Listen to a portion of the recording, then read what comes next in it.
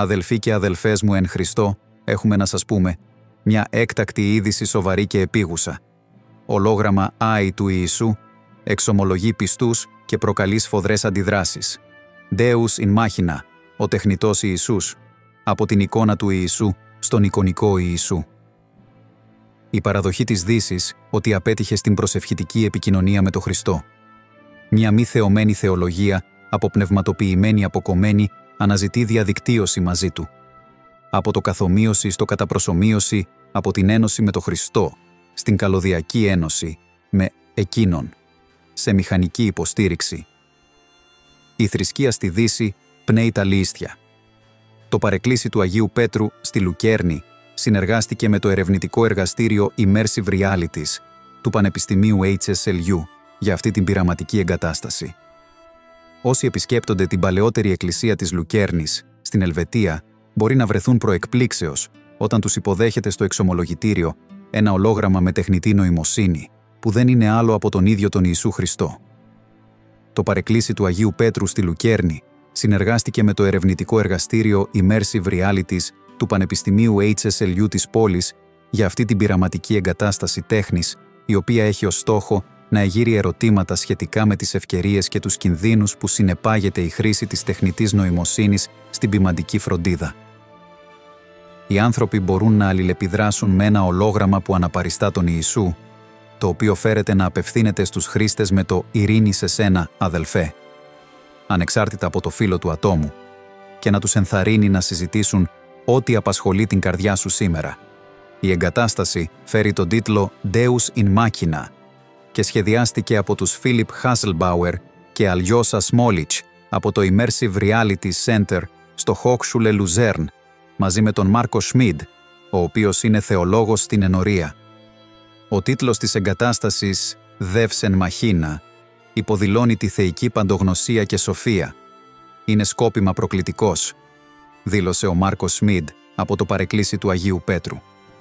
Οι περίεργοι άνθρωποι που είναι πιο απομακρυσμένοι από την Εκκλησία είναι ιδιαίτερα πιθανό να δείξουν μεγάλο ενδιαφέρον για την ανταλλαγή ιδεών με τον τεχνητό Ιησού, πρόσθεσε.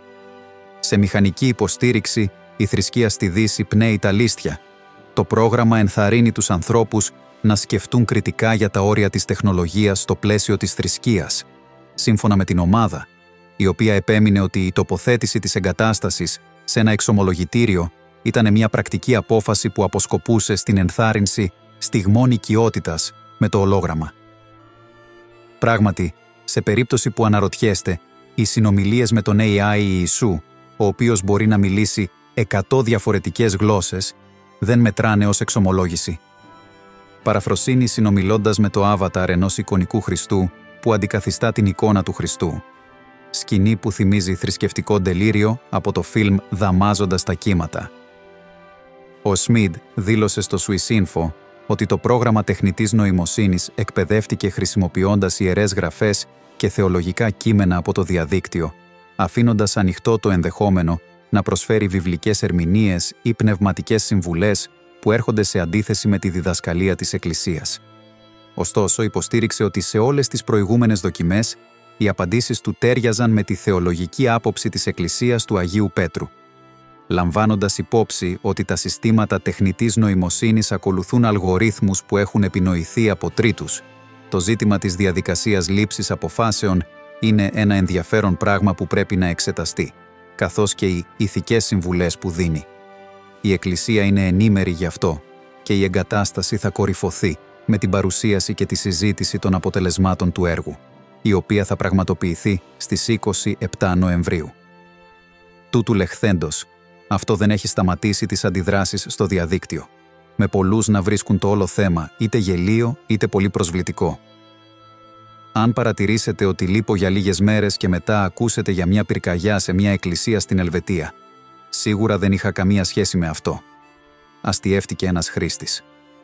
Ένας άλλος ρώτησε: «Δεν είμαι πολύ θρησκευόμενος, αλλά δεν είναι αυτό πολύ αντίθετο με τις διδασκαλίες?» Και ένας άλλος έγραψε: «Πατέρα, συγχώρεσέ τους γιατί είναι ανόητοι».